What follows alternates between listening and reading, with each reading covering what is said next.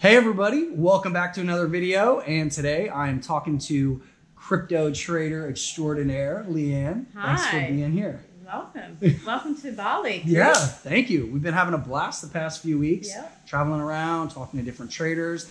Leanne is an entrepreneur, crypto trader, community member at Skill Incubator, Yes. just overall badass. Very cool person, and we just wanted to sit down And lover of earrings. Oh, lover of Yeah, earrings. yeah, yeah. What are you wearing there, by the way? I've got some Bitcoin earrings, ladies.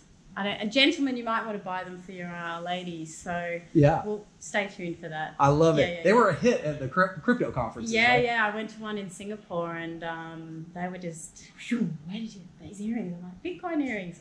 So yeah, Super love dope. jewelry. Nice. So now I'm inspiring a crypto range for my friend that's a designer in Bali. So Love it. Love it. Totally necessary. Yes. Not only do we need more women in crypto, but we need more jewelry blasting. bling, Bitcoin, bling. yeah. Absolutely. well, understated bling, not the crazy. Nothing stuff, too but nice. yeah. Just some bees. Yes. So anyway, yeah. What do we want to talk about? Want to talk about your story, how you got into crypto? Yep. Your journey as a entrepreneur, coming to Bali, living here, creating an amazing lifestyle for yourself. Yep. Some of the, lessons you've learned as you got into the markets over the past few years. Why don't we just start there with your story and how you got here? Yeah, I landed in Bali 5.5 years ago, but I'd always come here with my family when I was young, so I always felt comfortable in Bali. I used to be a teacher, had a 15-year teaching career, and was totally burnt out. And decided I need a complete lifestyle change. I always had entrepreneurial things on the go when I was teaching. Bali's always been a mecca for designers and creatives. So this was a great place for me to I quit the rat race. That was the first thing. So what happened? One day you just woke up and said, I don't want to teach anymore. I woke up and the gory parties, I actually had a physical body reaction to showing up at work. Oh my God. It wasn't a pretty sight in the car park that morning. And I walked into my boss and I just said, body says no, can't come back to work. I'm done.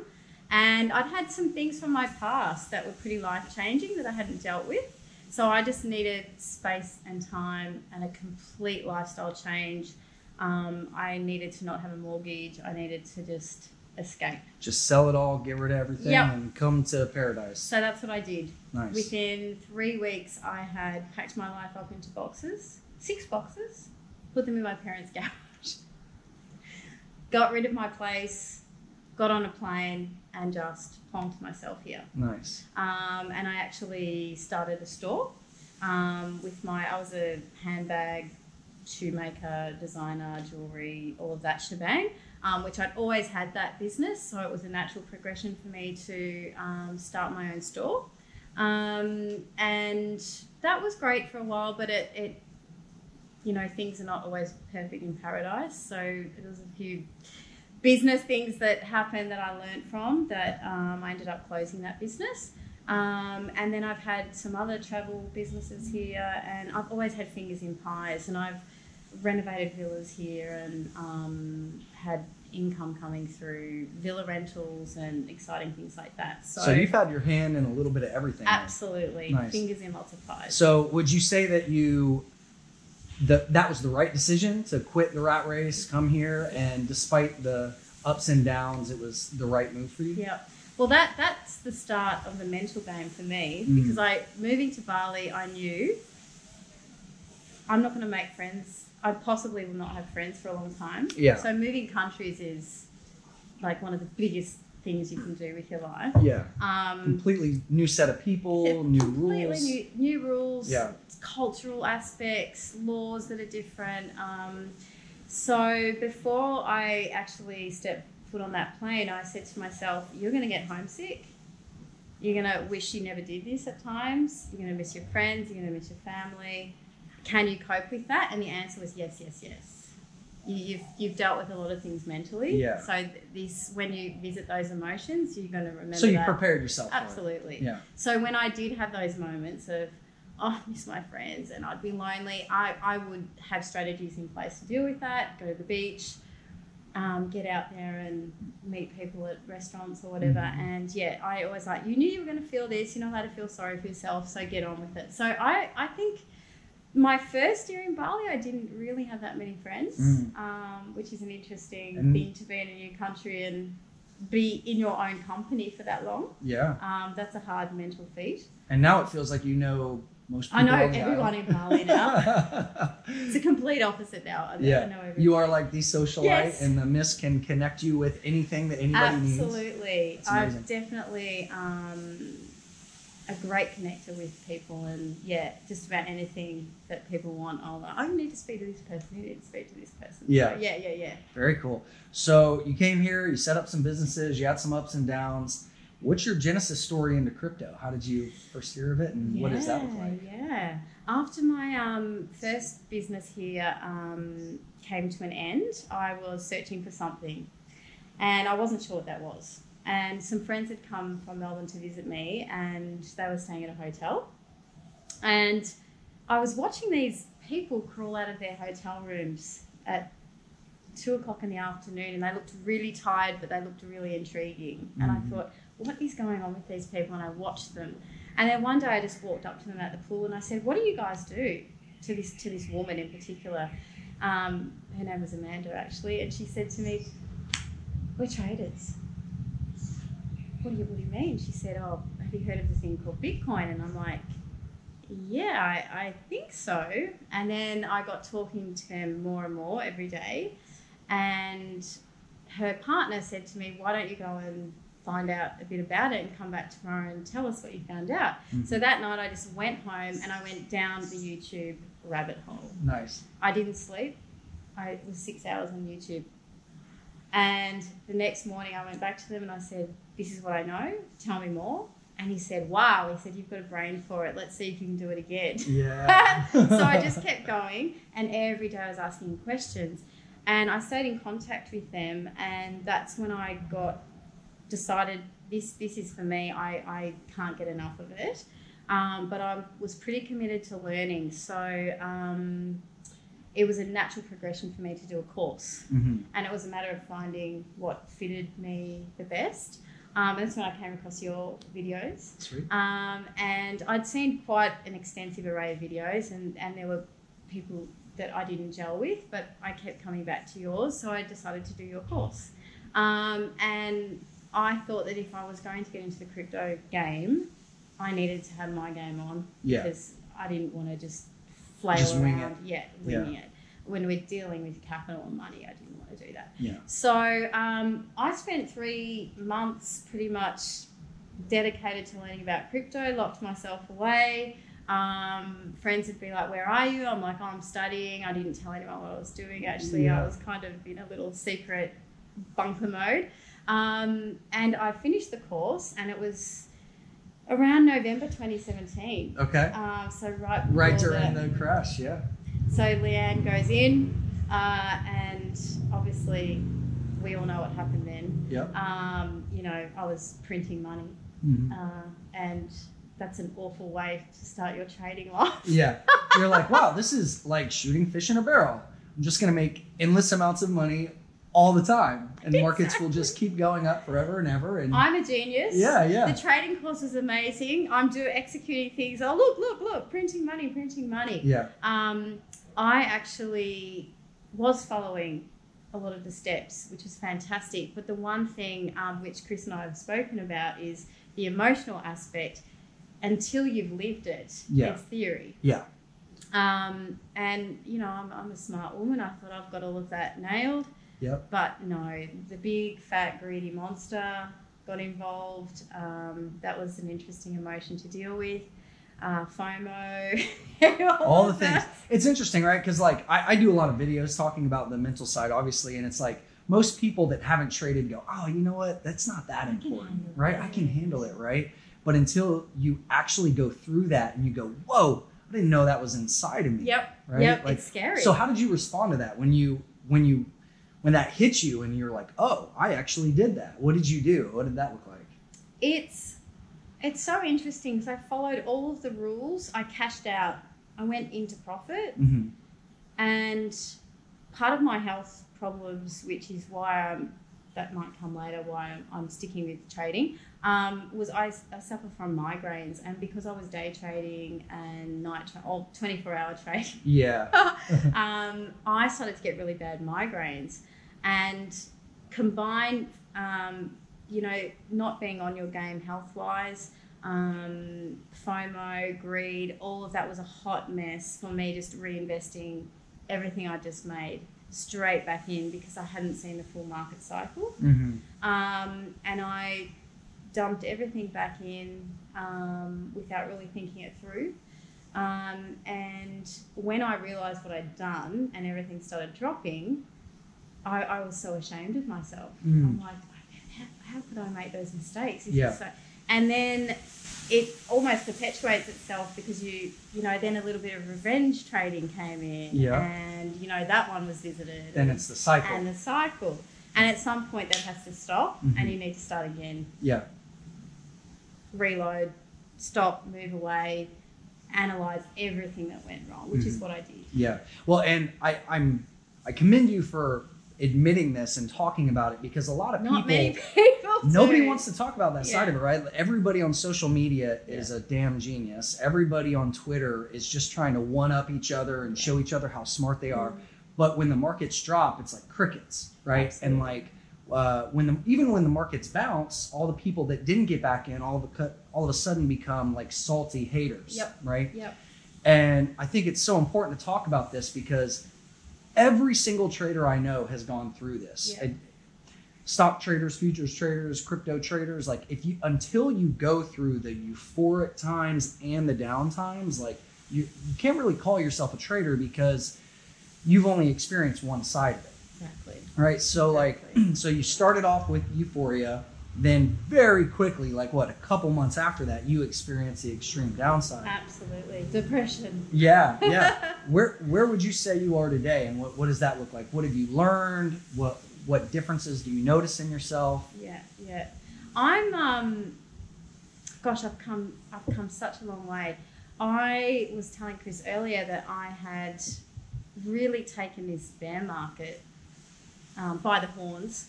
By the claws.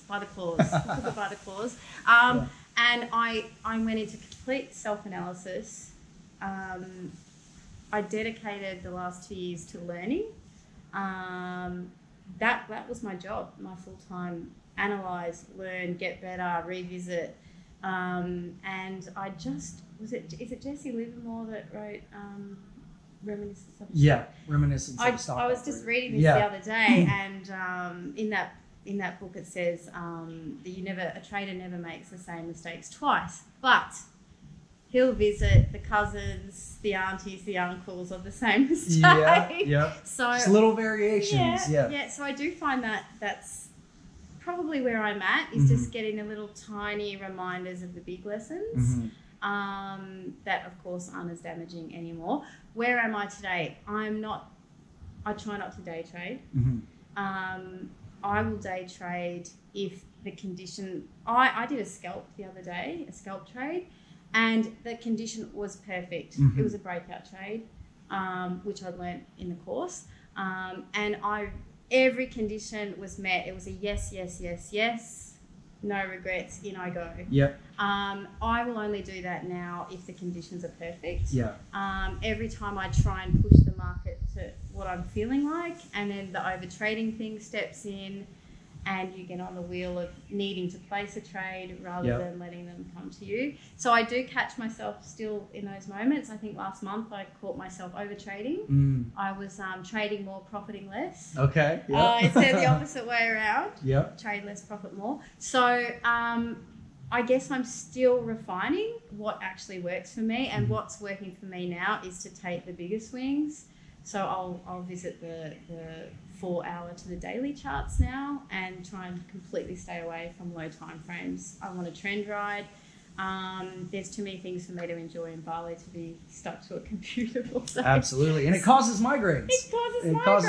I think, so the problem I see with newer traders is like the number one thing is over trading, right? Because you have the screen, you have these buttons. It's so easy to place a trade. Yep. And there's nobody telling you no, unless you're in a community where people are like digitally slapping you on the hand, right?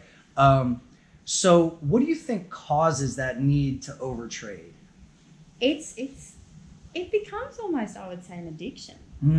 Can I do a quick scalp and make $1,000? Yeah. It's almost what causes it? Yeah, I think it's I think that's where it steps into the line of addiction. Yeah. It's borderline, right? Yeah. If you feel excitement when you're placing a trade and like all you're doing is thinking about the money, at that point, what's the difference between that and gambling? Can you quantify the edge you have? Do you know the risk management? If not, you're gambling. Well, one of the things a few months ago, I entered it was a week trade for me, and I hadn't done my risk management properly. I got complacent. That was another emotion that I visited recently, complacency. Oh, it's fine. I know what I'm doing. And it's really interesting because when I stepped back and looked at that one, I went, you actually just gambled. That wasn't an educated trade. Yeah. That was a complacent gambling trade that you just walked away from and didn't put any measures in place. Yeah. So that's when I realized I'd visited that gambling arena. And that was horrifying to me because I'm like, I'm not a gambler. Yeah. I don't gravitate to that stuff naturally, but I'm like, you just did that. Yeah. So yeah, that was an interesting one to visit. And I think that need to place a trade turns into the gamble side of things. And I think this is why women innately are better investors and traders than men at some level, because most women don't have egos like men do. Like most men I talk to, when I ask them, like, have you ever gambled, had a trade that was really a gamble? A lot of them are like, no, of course not. I'm not a gambler. What are you talking about? Yeah. But like to be able to quickly see that and admit it and back out and reverse direction, that's so powerful because that can keep you out of that death spiral of, shit, I lost a little bit of money. Now I need to overtrade and revenge trade to get that back. And then next thing you know, your account's blown out. Right? That's such a common story. And this is what people don't want to talk about. People only want to talk about how they make money. Yeah. And that's why Lambos and, private jets and shit. Except in Bali, it's scooters. Get the Scoopy. The creme de la creme of Scoopies. Get the custom. But I find that people, again, they don't want to talk about these things. Yeah. And I think it's really important to put this stuff out on the table. If you want to be a good trader, you have to visit all of these things at some point, and that's in your toolbox, and you refer back to them when and if you ever visit them again. But I'm refining what works for me, and it's the longer trends. A dabble in a day trade if the conditions are perfect. I have parameters around that now, and so that's where I'm at with my trading life now. Beautiful. Yeah. So let's talk about next steps. Where do you see yourself over the next few years, and are you going to stay a full-time trader? Are you mixing it with entrepreneurship? What does that look like? What are your plans?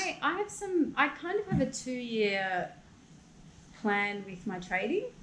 I'd like to make some longer, bigger swings, so I'm getting more confident in that. And I'm also looking for investment opportunities for passive income streams, which we've talked in Bali. Villas is one of those things. And investing, I had a friend that wanted to start a business recently, and I was interested in what that business was because it was actually an idea of mine many years ago. So yeah, I'm now starting to open my eyes up to, for the next few years, getting involved in things that I can also have some passive income from, and be involved in that I enjoy. But trading for me for the next 2 years is definitely, I'm in it. It's just about which style I'm going to do. I'm actually not in stocks anymore. I used to move around in the stock market, but I decided crypto was my flavor now. Nice. The steroid. You got to find what works. You got to find what works for you, right? Yeah. And I think that's a smart plan to have like passive income and other investments, because trading, like a lot of people want to be a career trader, right? Where they like make a daily or a weekly or a monthly income, and like the reality is that's not really how the markets work. Exactly. Like you can make a career's worth of profits in 1 year and then have like dry spells. Yes. At least that's what I've noticed over the past 15 years. And like, if you try to rely on like guaranteed income from the markets, then you start forcing trades, and next thing you know, there goes that spiral again. That's the gambling stuff that comes in. I need to make this much money to pay the rent. Yeah. And that's a horrible position to be in. Yeah. And I don't want to be in that position. I'd rather make that one trade a year now. Yep. That just sets me up for the whole year and wait for the next one. But that's definitely, I've come full circle because of the experience of starting out as the day trader. Yeah. And I think that's where most people start, you know. So if anybody's watching this and you're there, don't feel bad. That's where everybody starts. And then you realize, oh, that's not how the markets work. And 1 out of 100 million people can actually make that work. Yes. Why not go where the probabilities actually are in your favor? Right? Absolutely. And I'm also finding a lot of women now are asking me about this. That's great. We need more women in the space. Exactly. And I've got some wonderful male friends in the space, but I definitely notice that there's definitely more men. Yeah. So I'm really excited to start getting women involved more, and there are styles that can suit them. I know a lot of people are working as well, but also want to be involved. So that's where the longer thing will come into play with them. Where you don't have to be in front of your computer all day. Exactly, that thing. So you go swimming and do nice things. So yeah, I'm really passionate about getting a bit more exposure to females. So in Bali, there's been a lot of women asking me about it. So I've been having really great conversations with people. So yeah, it's an evolving space still, and it's not too late. Yeah. So what would you say, why do you think there are so few females in the space? And what is your message to maybe a woman that's watching this? Why are there not so many females? Do you know, it's interesting because as a teacher, I noticed that little girls never felt confident in maths, even though they were brilliant at it. And I remember as a young girl at school, I was a fantastic mathematician, but I had this view that I wasn't as good as the boys. Weird. It is. Is that the technical aspect of it? I don't know where this gets built into us, at what point in our evolution as little girls this happens. Yeah. It's changing now. But it's definitely something I found with students of mine, that the confidence with women in the maths and science arena was not as great as it was for the boys. So I would say that even as a woman, that would be a lot of things.